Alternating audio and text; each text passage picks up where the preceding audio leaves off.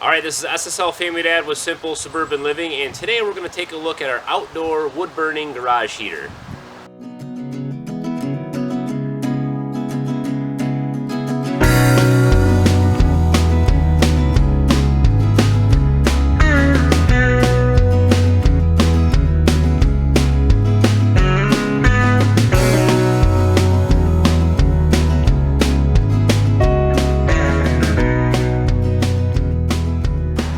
Alright, so I've done a few videos on this.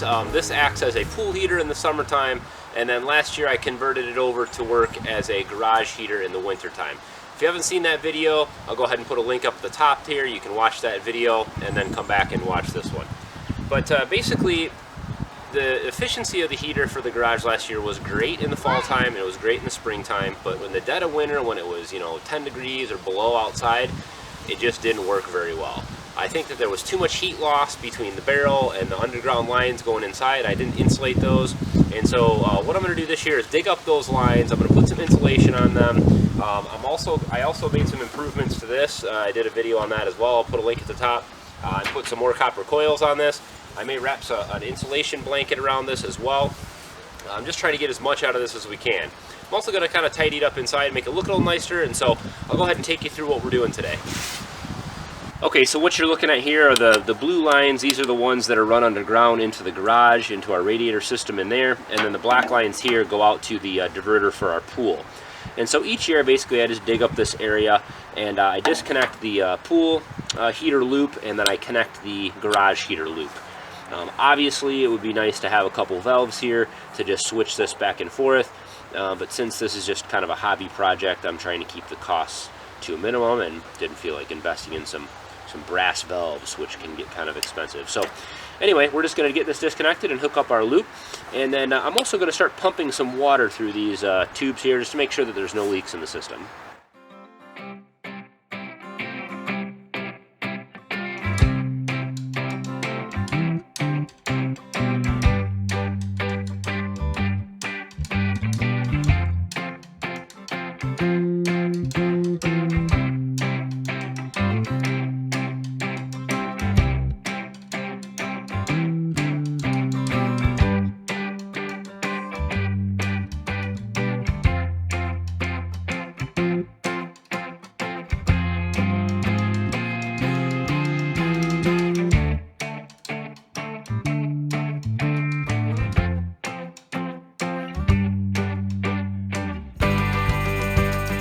Alright, so now we've got the piping all dug up. I've got a bucket of water and the pump in, circulating water through the hose now, just to make sure there's no leaks while I'm in here messing around with it. All I'm going to be doing is just getting this insulation put around both the pipes, the outgoing and the return. This is just real cheap, half-inch pipe insulation. It's about $1.50, I think, or $1.40 at any of your big box stores, so not real expensive. It probably cost me about $10 to get all this insulated. This is a prime example of why you do things right the first time. I should have done this last year. I was being cheap, and I didn't want to spend the extra money on the insulation, didn't want to mess with it, and I definitely should have. So we'll get this put in here. It shouldn't take too long.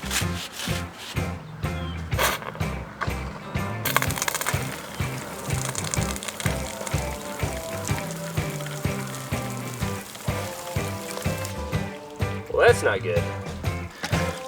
Well, what I feared might happen with me digging around these pipes is I nicked the PEX tubing, so that's why I was testing it, filling it up with water before I got the insulation on there. So looks like a trip to the hardware store to get a coupling.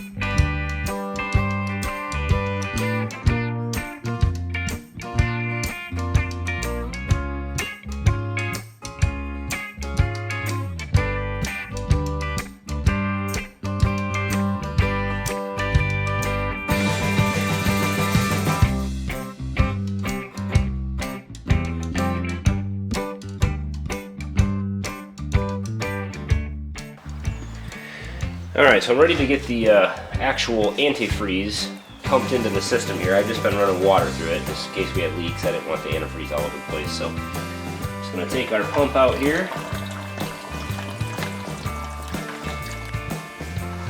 And then this is the antifreeze that I recovered from last year. I just pumped it all back into the bucket and we reuse it again this year. And this is more than enough for that system.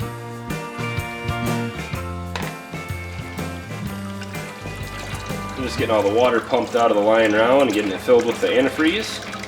As soon as I see antifreeze, I'll switch this over to cycle out of the green bucket here. Alright, so here's that radiator underneath the workbench, and this is where all the heat comes out, obviously.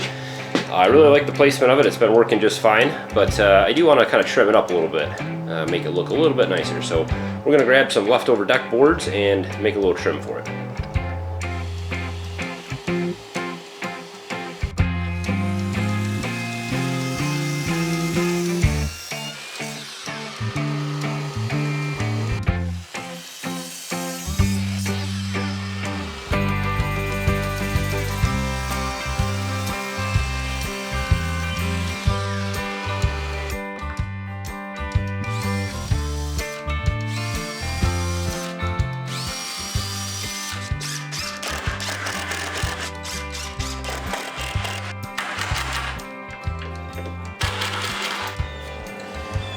I think that looks a little bit better. Alright, a lot of people talked about this little window fan that I'm using, and honestly this works out perfectly. You could use a box fan or anything more powerful is fine, but we use this in the fall and springtime in our bedroom window. It works fine there, and then in the wintertime I just bring it down and pop it in behind here. So we'll get this thing put in and we'll get a fire started up. Alright, so one of the most common comments or questions I get when I do something about, you know, heat your pool for free or heat your garage for free and things like that is people will say, well, you have to, you know, spend electricity to run the fan or the pump, and you have to buy wood. Well, even if you live in the city, there are lots of resources to get wood that are absolutely free. It just requires a little bit of work. One of those is making these paper briquettes. I've done a video on this before. I'll put a link at the top.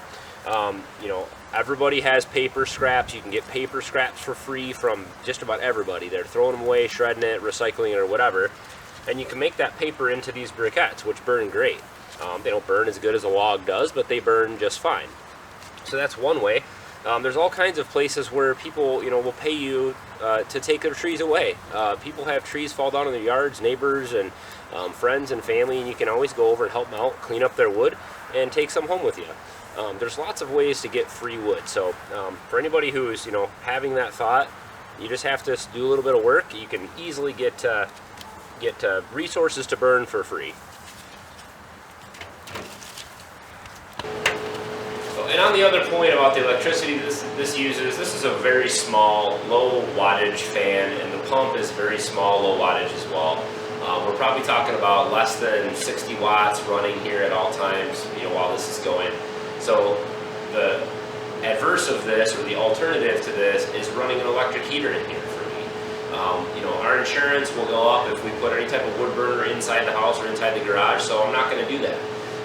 You know, having just the fan, the little fan here and the pump running is super low energy consumption compared to the alternative. So, you know, anybody who has that question as well, hopefully that answered it. But the upgrades that we did here today, or the changes, the insulating the pipe mainly, has made a huge difference. In fact, at one point here I was up to 160 degrees. The air coming out here is super hot. And so that made a huge difference insulating all those pipes. In fact, I had to go turn all the vents off and airflow to the fire outside because the PEX tubing is rated at 175 degrees. So if I get up over that, or the PVC fittings I have, so if I get over that, I'm worried things are going to start melting. So I had to tone the fire down a little bit. I don't even have a huge, you know, real hot fire going there right now. So the real test will be when it's, you know, like 10 degrees outside. I will do a follow-up video when I get a real cold day. I'll go out and fire it up and we'll do some temperature testing. Right now it's about 55 degrees outside, and I'm getting, you know, 100 to 150 or 160 degree air coming out of this thing. So very hot. I think it's working very well. So very happy with it. If you guys have questions or comments, please throw those down below. I'd love to hear them. I'd love to hear anything you guys have to add or any questions you have. I'll try to answer them. I have links at the top there. If you click that little eye in the corner, I think it'll give you access to all the related videos of the pool heater, the first build video I did on this, and the upgrade to the pool heater, and also this is kind of the final video of here with the garage heater. So please hit thumbs up, guys. I really appreciate it. It means a lot to me. And share the video. If you think anyone else would be interested in it, hit that share button down below and share it through Twitter or Facebook or email or however you like to share things. And also check us out on Instagram and Pinterest and Facebook. You guys can follow us over there. We post all kinds of things all the time, every day, kind of behind the scenes stuff of what we're doing. And we'd love to have you guys interact with us there as well. So as always, guys, thanks for watching. Have a good one.